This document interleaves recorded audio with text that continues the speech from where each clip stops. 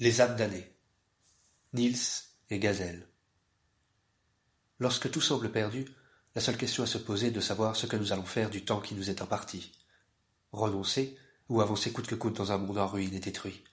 Fléchir sous le poids de l'amertume et du désespoir, ou aller chercher au fond de soi l'audace et le courage de porter son humanité. Gazelle et moi tentions de répondre à cette question. Pas directement, bien sûr, car nos préoccupations étaient centrées vers la survie, mais de manière détournée à travers l'expérience quotidienne du chaos et de la barbarie. Plusieurs jours s'étaient écoulés depuis les événements de la colline. Notre mutisme sur le sujet nous avait enfermés dans l'introspection et le recueillement personnel. Aucun de nous ne souhaitait échanger sur cette nuit. Nous avions nos propres raisons. Un matin, après quelques heures de sommeil et avant de rassembler nos affaires pour reprendre la route, Gazelle m'interrogea sur mon passé. Soucieuse de me cerner plus en profondeur, elle prit un air doux et intéressé, ce qui me mit en confiance. Je travaillais pour un département d'enquête au sein du Vatican, lui dis-je. Elle esquissa un léger sourcillement. Je comprends pourquoi tu as parfois cet air absent, détaché de tout. Quel était ton domaine d'investigation? J'étais en charge de collecter et d'étudier des faits inexpliqués en lien direct avec l'Église. Par exemple, une statue de la Vierge qui se met à couler des larmes de sang, ou des cas de stigmates chez certains croyants. L'es-tu, croyant? Reprit-elle. C'est compliqué. Disons que je ne crois pas au dogme. Néanmoins, je suis persuadé qu'il y a quelque chose qui nous dépasse, une histoire qui s'écrit au-delà de nos horizons, un conte dont nous sommes la farce. C'est pour cela qu'ils m'ont recruté. Tout ça c'est passionnant, mais avais-tu de la famille, une femme, des enfants? Gazelle voulait circonscrire la conversation sur ma vie d'homme, sur sa configuration simple et banale. Je n'avais pas le temps pour cela. Sans vouloir te paraître prétentieux, j'ai toujours su qu'au fond il y avait autre chose pour moi sur cette terre. Comme s'il y avait une raison pour tout ce qui arrive, comme un secret qu'il faut aller chercher, pour échapper à la folie du monde, ses illusions. Assez tombe, reprit-elle de nouveau. Je connais cela, la quête du sens pour trouver le but de son incarnation, savoir qui on est, finissa-t-elle d'un air taquin et amusé. On se comprend alors, lui dis-je en arrêtant mon regard dans le bleu de ses yeux. La chercheuse redressa sa tête vers le ciel. Un courant d'air frais glissa dans sa chevelure et lui offra un moment d'apaisement. Prenant une inspiration, je lui déclara ces mots. Je vais te raconter ce que je sais. S'il m'arrive quelque chose, je voudrais que tu sois en mesure de transmettre ce que je vais te dire. Trépidant de foi envers l'espoir et le futur, je lui narra ma rencontre avec Pandémonia et tous les détails de ce que nous avions fait ensemble. Suite à ces révélations, à la fois interloquée et non moins surprise, Gazelle éteigna les braises du feu qui pour une nuit nous avait servi de foyer, et sans dire mot, impulsa la reprise de notre exode. Nous avions quitté la zone périurbaine. Les vestiges industriels et consuméristes laissaient place aux anciens champs agricoles et transgéniques.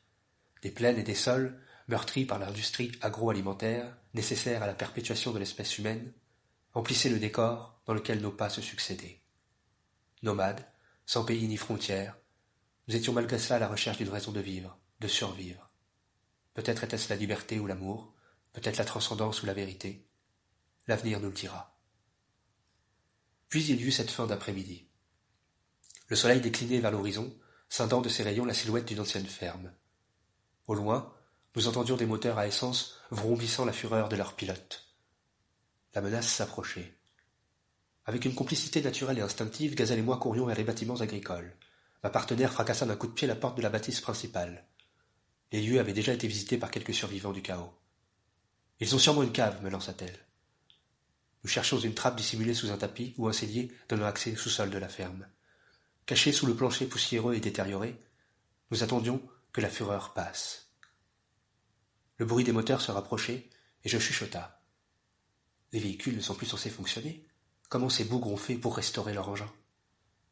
Je ne sais pas, j'ai un mauvais pressentiment. À mon avis, on va pas tarder à le découvrir.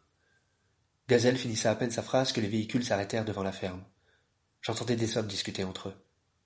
Je ne distinguais pas les mots échangés, mais leur intonation indiquait qu'ils cherchaient quelque chose. Était-ce nous, ou venaient-ils piller les ressources du coin?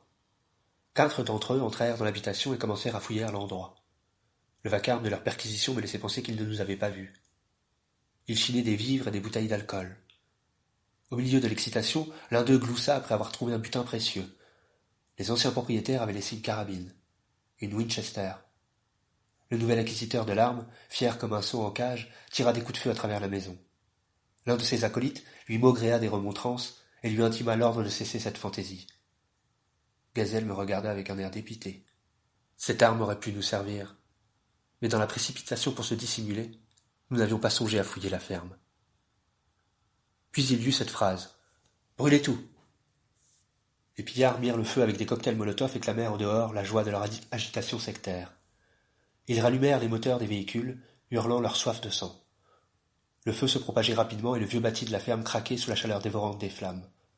Toussant et suffocant, nous sortions de la précipitation sans nous rendre compte que nous avions été chassés comme des lapins. Ils avaient mis le feu au terrier pour faire sortir les proies. Depuis le début, ils savaient que nous étions là. Neutralisés, il nous était impossible de nous défendre. Je réalisais avec peine qui étaient nos agresseurs. Des gens avec un accoutrement cyniquement adéquat pour la situation.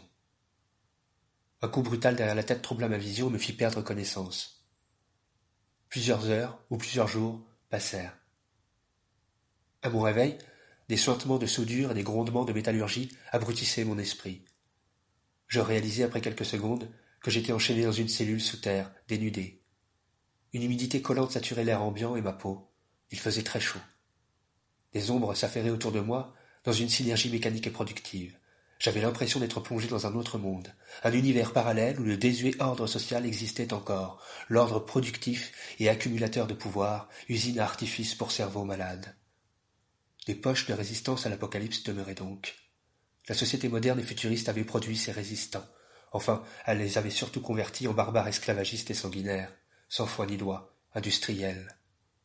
Le cœur des hommes pouvait s'adonner à ses passions les plus sombres, les plus refoulées. Nous étions captifs de cet enfer. Il n'avait rien de métaphysique.